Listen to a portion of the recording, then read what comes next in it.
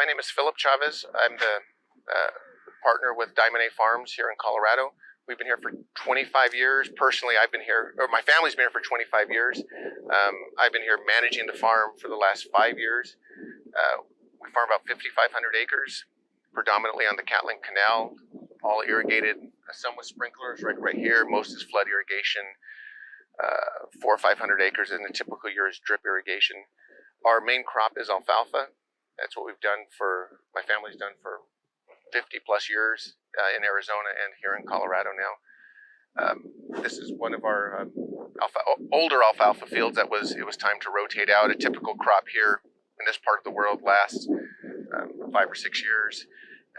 Over time, alfalfa is unique in autotoxicity issues that you really can't reseed amongst it, or nothing will grow back. The new alfalfa won't come up, it'll just basically die. So we always have to rotate out other crops. And so one of the things we're doing is, again, is planting other crops, not only here. If we have an opportunity, we'll go look at some other fields where we've planted oats, other things, triticale, millet. We've actually planted for the first time this year a few hundred acres, just to, again, start that process of rotating the crops so that a year from now we can go in and plant more alfalfa. That's what we do. Our markets are predominantly dairies in Texas and New Mexico. In Arizona, we ship 90+% of our alfalfa to Saudi Arabia and China for their dairy industry in those countries. How did you end up in Colorado? I know you talked about starting in California. Where did you grow up? Did you go to school? Where have you traveled? Yeah, absolutely. You've traveled a lot. When I was born in Yuma, Arizona. My father was a farmer, managed a farm there. We moved to Santa Maria, California when we were I was in junior high. And then for 25 years or so, my parents, and I was there for a number of years, lived in the Palo Verde Valley in Blythe, California, right on the Colorado River. Again, predominantly alfalfa, cotton. During the 80s, my dad grew a lot of lettuce in the wintertime. So we lived there. I went, when I finished high school in the Palo Verde Valley, I did my undergraduate at Cornell University in agricultural economics. After that, I went to Thunderbird in Arizona and have my master's in international management. And from there, I worked in the vegetable industry in California for 25 years, basically. Wow. So I'd work with farmers in the Salinas Valley, Yuma, Imperial Valley, pretty much all over the West. Yeah. We would buy lettuce, broccoli, lots of broccoli, ship it to Japan. Lettuce, we would ship to Korea. We did a lot of oranges out of the Central Valley of California and shipped those to Korea. Thousands, hundreds of thousands of boxes a year. That was one of our bigger items. My parents started buying land here in the Arkansas Valley in 1994. So this is pretty much our 26th year of farming in this valley. And more or less 10 years ago, my wife and I acquired or bought out my parents' original partners in the farm and the farming operations in 2009. And then I think I've been here full time since 2015. So I'm kind of a new farmer, even though I've been involved on the periphery, mainly on the marketing side, traveling literally to 40, 45 countries, selling agricultural goods. So anyways, been here 5 years, learning how to farm every day, certainly. Whether it's 5 years or 50 years, you always learn something new every day in ag, that's for sure. Particularly in this part of the world where things change so fast. That's incredible. I'm going to ask you our opening question that we've been asking everyone. Okay. So what about soil intrigues you? Well, I don't know if it necessarily intrigues me it's part of our life. It's part of our business. We have to have healthy soil. And again, as a new farmer, I would come here and ask questions among some of the older folks in the valley and, what they did. Or why do you do something? Why do you disc? Why do you plow? Why are you running a chisel through these fields all the time? And they all, 9 out of 10 times, would say, well, that's just the way my dad did it. That's the way my grandfather did it. And it was just like, wow, that's really not that great of an answer, actually. And so we just started studying it. We started looking at again, soil, that's where it all starts. I mean, if we have healthy soil, and we're constantly trying to improve the soil, again, trying to get a better crop, growing. And again, going back to some of the people I've talked to over the years, it was we never sprayed this many chemicals. We never put down this much fertilizer. We never did this. But nowadays, it's just constant. We've degraded the soil so much. This particular farm here, we bought 5 or 6 years ago. I think it was 5 or 6 years ago. And we tested the soil for organic matter. It was 1.6%, I believe, 100 years ago when we started irrigated agriculture here in this part of the world. It was 5 to 6%. Oh my gosh. So we've really, I mean, for a lack of a better word, we really raped the soil and really caused damage, I think. And so, so my point is, how do we make our land, make it work? How do we make farming profitable? And I think a big part of that is making our soils healthier. Let the soil take care of the crops instead of us constantly pounding the ground with synthetic fertilizers. Having healthier plants that we don't have to put on insecticides 3 times this spring alone for aphids. Our farm is not a charity by any means, but we invest. We put all of our money back into the ground. I have no hobbies. I don't collect cars. I don't collect watches. I don't do anything like that. Whatever we make, we put back into the soil, and we want this to last. And one other thing I kind of thought was interesting, which I think got both my parents and our farm here in Colorado to change. We had leased a farm. Oh gosh, this was 2008, 2009. I can't remember, somewhere in there. And the people that we were leasing to were having some problems and couldn't couldn't pay the leases, the bottom line. And so we had to take the farm back. And there was a crop of, I don't remember. It was some type of forage, I believe. Maybe a safflower. I don't remember. It was some crop. Yeah. And we're going, well, we don't really want that crop. I mean, it was beautiful. It was actually a beautiful crop. And we said, well, hell, let's just shred it and disc it under and just put all that. And it was actually a pretty good field anyways, right next to the Mohawk Mountains. And that next year, after we did that, we planted alfalfa. We did, nobody will believe this that listens to this podcast, but we did 16 tons of alfalfa on that particular 132-acre area, which is unreal. Our average is 12, so it's not outrageous to say it's 16, but we average 12 in the desert, 8 cuttings a year. Here we only get 4 cuttings and average 6 to 7 tons. But it was just like, whoa, what did we do differently? What happened? And I think it was just getting the organic matter back into the soil. We just started. It was the first time. And the weather was maybe 30, 40% of it was just phenomenal weather. Seasonably cool. Just every crop every cutting was great. To get 16 tons, you need to have no kidding, and that quick of a turnaround too. Yeah. And so we just that kind of started me thinking. This was maybe 8-9 years ago, and then we started doing things here.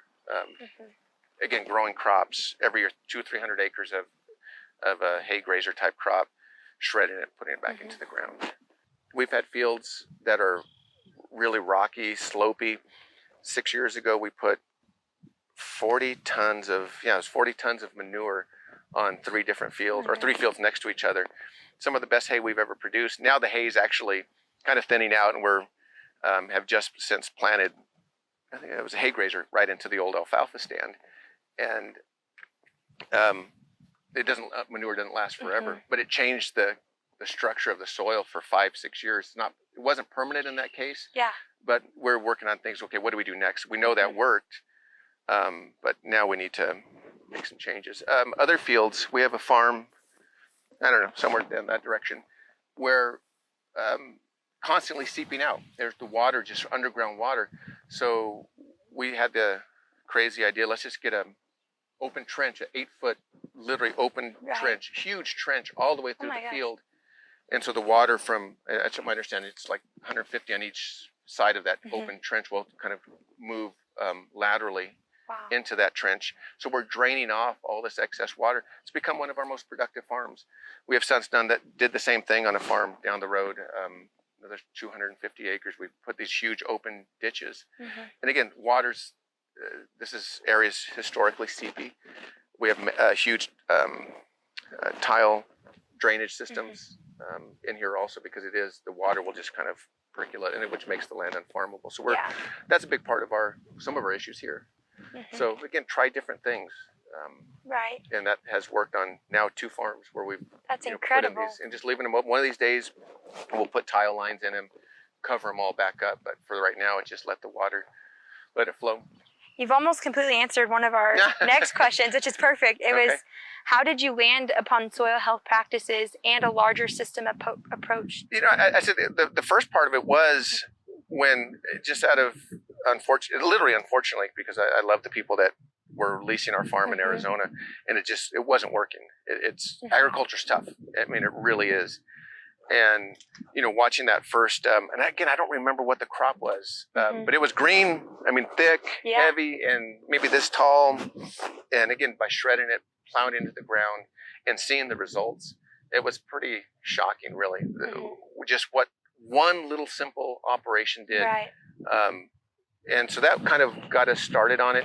The other thing, again, strictly from an economic point of view, is when I look historically at what the way my parents have farmed, and particularly the way farmers have in this valley. Right. Between every crop, literally between every crop, between a corn crop, cantaloupe crop, whatever it is, any different crop, they're disking it, they're plowing it, they're just constantly. There's 5, 6, 7 tractors or operations that are going through a field between crops, between alfalfa and corn, between wheat and cantaloupes, whatever it is. Right. And I'm going, my God, this is expensive. The people to the equipment, these expensive $150,000 tractors, the implements, the diesel, and just the constant churning of the soil, and the land. Every time they're doing it, water is we're losing water. Right. We're destroying any of the natural things that are happening inside the ground. And again, I came to that 100% just from the cost of it.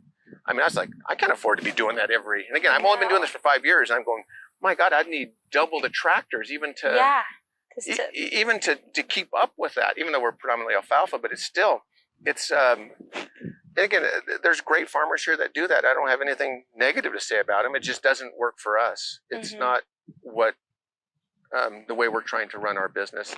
Do you think taking the economic approach has really helped open your eyes to try new things? Yeah, except it hasn't. This is a long-term project. It costs us, $100,000 a year probably, just doing all this type of stuff. But it's not like it's money that's disappearing. It's not like it's gone. I consider the soil as my bank. So I'm constantly, in essence, making a deposit. I'm growing these crops, plowing them under, growing cover crops, bringing animals on it. This is my bank. And I look at it that way. I believe in that. And in 10 years, I think we're going to see improvements. Earthworms are starting to come back into this field that haven't been here in a long time.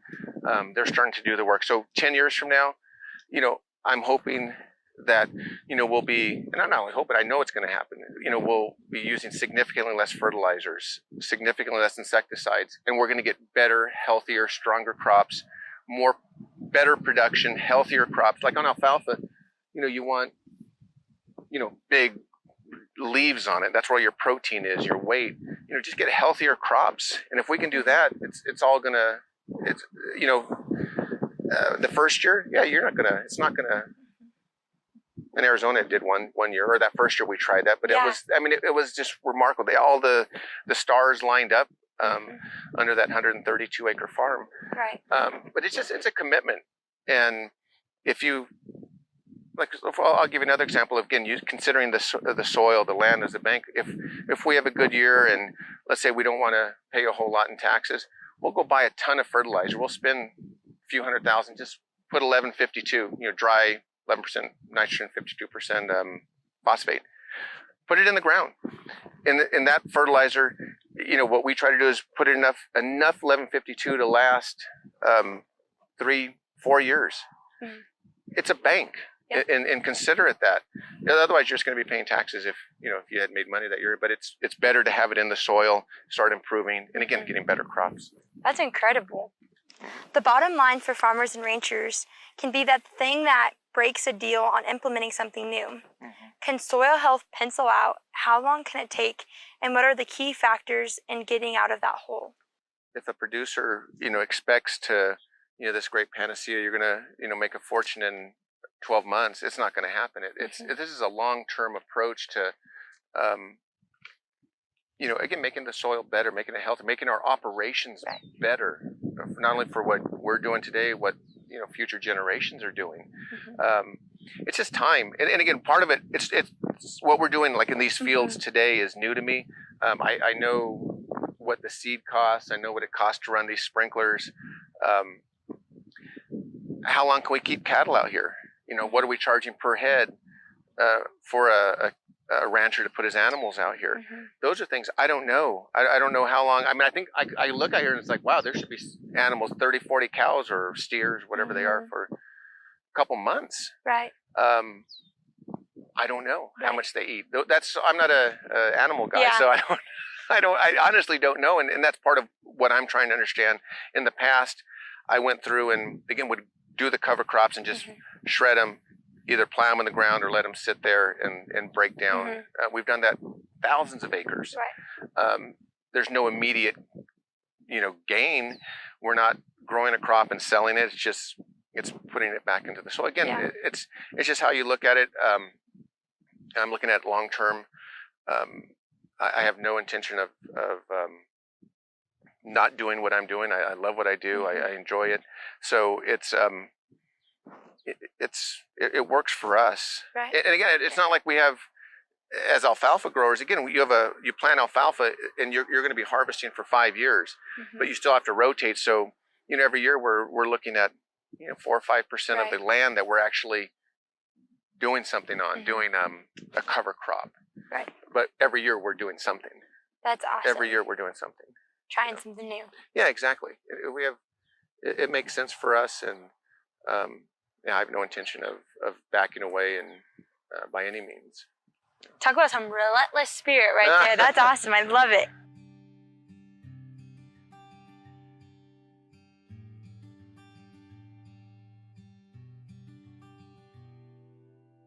So this is the byproduct of this, again, of a field that we're going to completely abandon.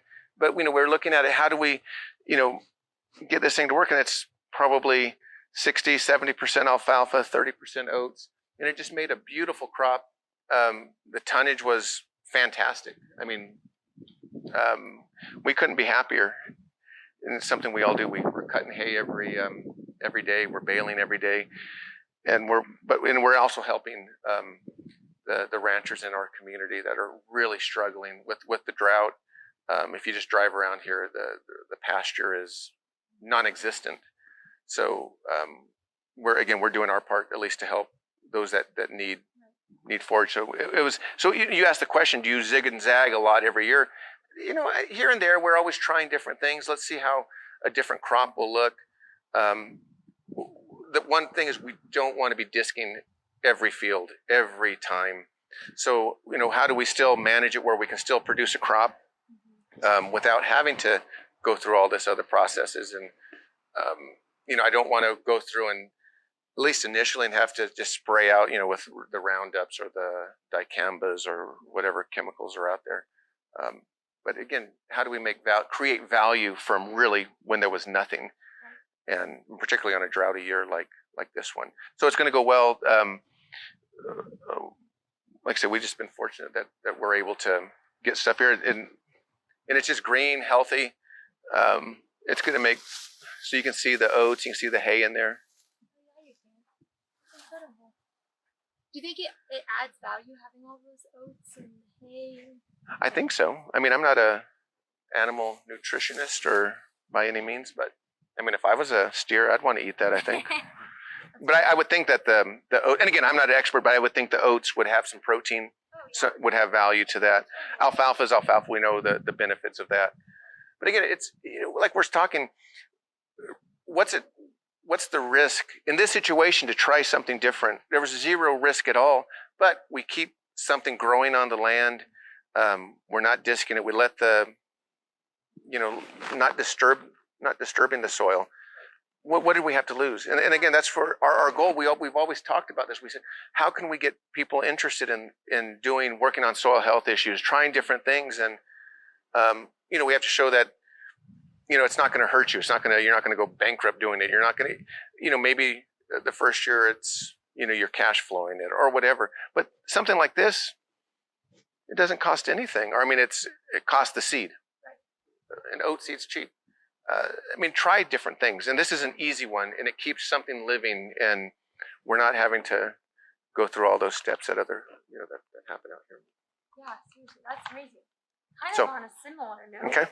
They say that producers don't really like the word sustainable at times, but from your perspective, with proper management, can we get our soil, water, and overall operations sustainable to a more sustainable place for the agricultural generations to come? Yeah, no, I think I don't dislike the word sustainable. I never really thought about that. We want to be sustainable. We want, again, to improve our soil. We want water that leaves this particular farm, and hopefully down the road, all of our farms, to, the water that comes in, or the water that leaves, we want it to be cleaner than the water that came into the farm.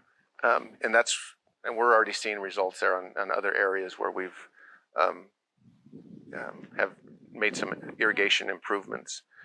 Little things. I think, one of our goals here, particularly on that field where we just stopped at that had the alfalfa and oats, this winter, if there's water permitting, we're going to plant grass on the bottom of the fields, like a 30-foot swath of grass, again, to slow the water down, stop it, settle out any sediments, any fertilizers, any whatever, right there, and then so the water leaving will be cleaner. And that's the goal eventually on all of this ground.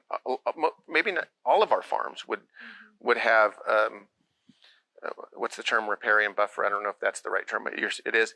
But just have 20, 30 acres of a permanent grass. I think that in itself would be amazing on returning clean water back to Tempest Creek and then eventually into the Arkansas River. If we could do that, I think we would be making great strides. And it's these are crops that you can still cut and bale and sell.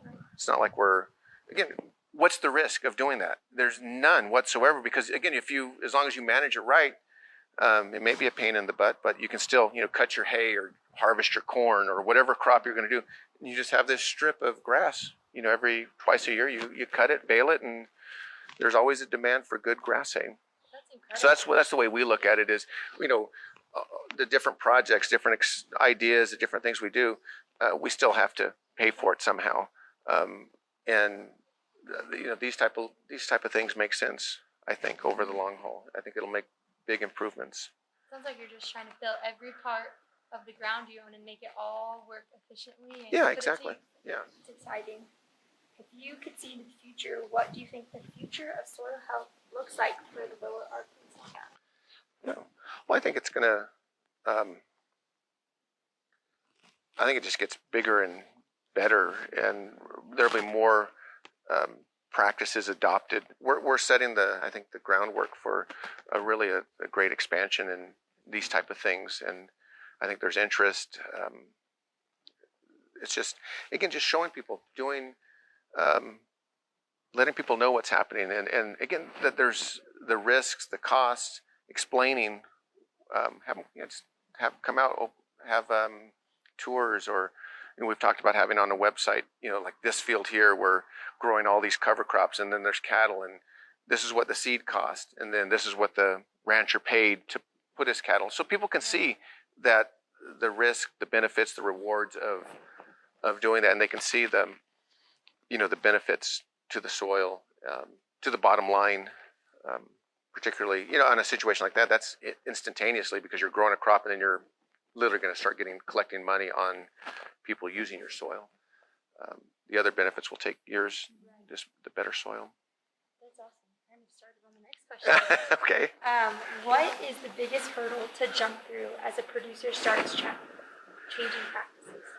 the economic side of it, I think is the biggest hurdle, where you just, at least in my situation, what we've done, where we're growing literally over the last 5 years, thousands of acres of crops, and just for zero economic value, just plowing them or putting them into the ground. I mean, that was a hurdle, but we had some good years, good prices, good years, and we made it work. Again, going back to that concept of using the land as a bank, that part made it really easy. I'm trying to think some of the other things.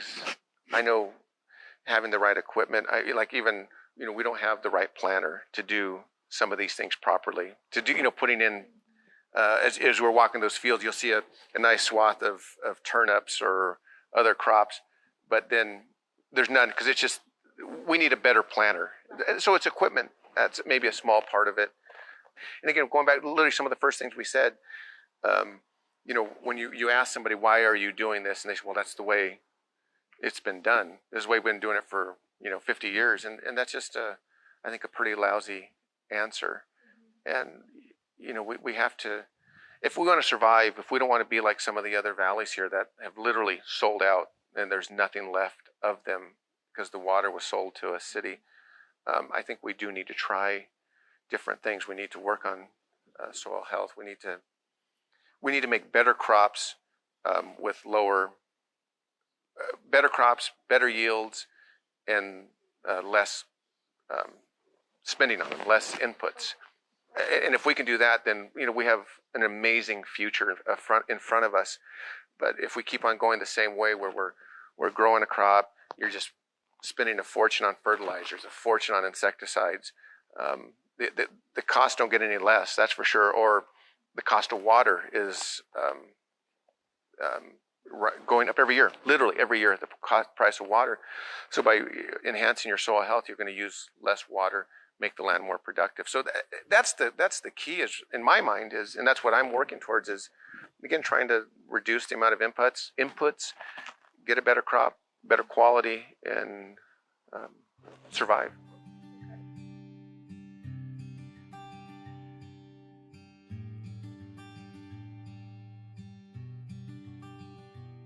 But this has probably been in production for 100 years, but it's just rough. It's never really made much of a crop since we started farming it. And there was where the soil quality and water quality kind of really came together is, so starting up about 2 miles to the south of us is the beginning of the Fairmont drainage system. I think it's Fairmont. Anyways, it's a big tile drainage. It's massive. It covers probably 1,000+ acres. And so the water that is put on this field, it percolates down, water from above us, the main laterals that are seeping water into the ground. And there's pipelines that kind of, like I said, come through here. They come out, one of them at least comes out somewhere back by those trees. And the quality is atrocious. The levels of selenium that are sky high, way above anything that the government would say is acceptable. I mean, way high. Just pretty toxic stuff. So we said, how do we, make it work where we can keep farming this and improve water quality? So we had a grant from the Conservancy District where we put in permanent drip irrigation under this whole field. They're all in 40-inch beds. So, and hopefully this will last for a couple decades. We put down a ton of, I think, 15 to 20 tons of manure. I can't remember, just to really help this. Yeah. Planted this grass, and it'll be here permanent. And it's about the only thing that really grows here. I mean, you'll grow alfalfa and it'll always kind of look okay. It'll just never produce anything. And so this is the results of, after a year. We've cut it once, just kind of a courtesy cutting. It takes a lot, which I didn't know, but it does take a while for grass to grow.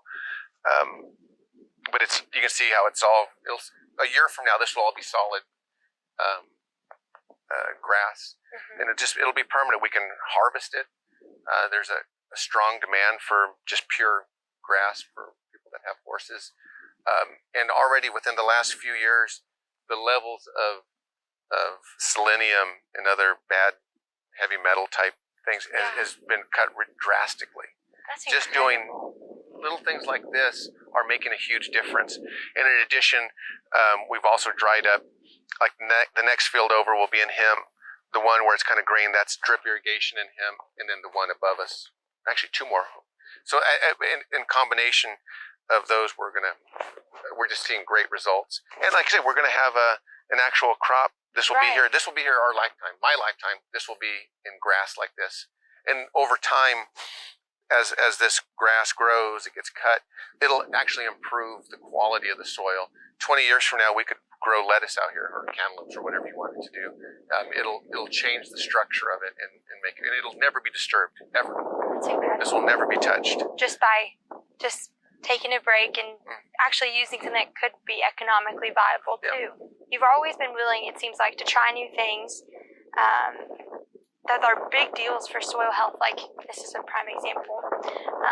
How do you approach a new idea? I mean, I just look at it. I mean, I listen to, like Mike and Amber and other people who go to conferences, listening to people and, ideas that they may have. And if it fits into what we're doing, we're certainly for it. And I look at it too as, some of these things, it's the risk is pretty minimal. It's not going to cost a whole lot to put in 20 acres or 30 acres of a particular crop, or put in sunflowers. We have to grow something, and but if we can try and if it works, then that's great. And I think for the most part, I don't know if we've ever had any real failures on these projects. So, I'm pretty gung-ho on it, and it's, we have the assets, we have the land, we have the people on the farm that, we can say, hey, let's try this. We have ideas, and I'll just start talking to the guys on our staff or the Conservancy District staff. Okay, how do we put it to you? How do we get it going? But you got to try. Right. And I've been pretty open to, to pretty much anything, really. We have to do something. And this is working. So this 36 acre field, it's working. Yeah. So literally, after this year, after seeing this grow and how it was coming along, seeing the results, the actual laboratory results, testing results, we already have, I think this year we already put 80 acres in additionally, and we have another, I think 50 or 60 to go. So it's working. So we're like, let's go at it. And so we're excited. This is really exciting. Like I said, this will be here for the rest of our lives. That's so cool. You got to try. This is just the beginning. Yeah, exactly. That's so neat. Exactly. Kind of on that same note, what are some of the goals, I guess, you have for your operation? If you had to give us like 3 of your biggest dreams and goals. How about sustainable? All of the above, right? I mean, again, it's better production, better quality, better production with lower input costs. I mean, that really is the bottom line. A part of, being, I think, success, again, making it work, making agriculture work here or anywhere is, what's the right cropping mix too, where the hemp has been doing pretty good. Alfalfa is just kind of, it's the bread and butter of our operation. It pays our bills consistently. That's something that we want to maintain. But, how do we add value? Right now we're really a net exporter. We're sending our hay to China. We're sending it to Saudi Arabia. On wheat, I'm interested in growing some varieties here. Hopefully, developing varieties that we can grow the durum, durum wheat for pasta. Right. I think we need to, like I said, look at the different mix. Growing grass, we've never done this. Literally, have never done this before. Yeah. So, and I think there is an opportunity to do, have a portion of our fields in this. Just looking at different crops. I think that's long term. I think we've shown, going back to the hemp, that we can grow a new crop here. We can grow it well, and get a reasonable return. Maybe there's other things that we can do like that. Maybe there's other plants, herbal medicines that we can grow here, a different, aside from hemp. Yeah. And I don't ask me what it would be, but maybe there are things like that we can do.